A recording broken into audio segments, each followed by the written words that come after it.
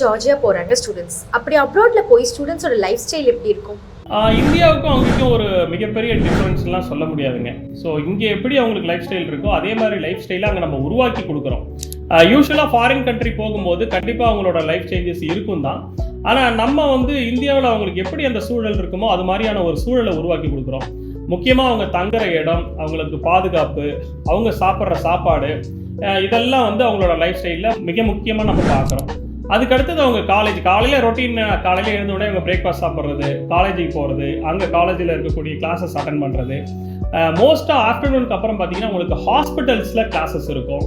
ஹாஸ்பிட்டல்ஸில் அவங்க patient visits போவாங்க, பேஷண்ட்டை ட்ரீட் பண்ணுவாங்க. ஸோ பஞ்ச் ஆஃப் ஸ்டூடெண்ட்ஸ்க்கு கிளாஸஸ் இருக்கும். ஸோ ஆப்ரேஷன் பண்ணுறாங்கன்னா ஆப்ரேஷன் தியேட்டரில் அவங்களுக்கு கிளாஸஸ் இருக்கும்.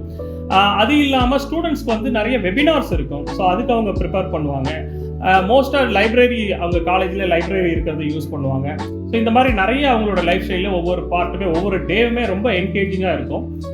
இது இல்லாமல் ஸ்டூடெண்ட்ஸ்க்கு நிறைய எக்ஸ்ட்ரா ஆக்டிவிட்டீஸும் இருக்குது. ஸோ ஸ்போர்ட்ஸ் ஆக்டிவிட்டீஸ்லேருந்து ஸ்டூடெண்ட் காலேஜில் நிறைய நம்ம ஊரில் இருக்கிற மாதிரி நிறைய கல்ச்சுரல்ஸ் நம்ம அங்கே செலிப்ரேட் பண்ணுறோம்.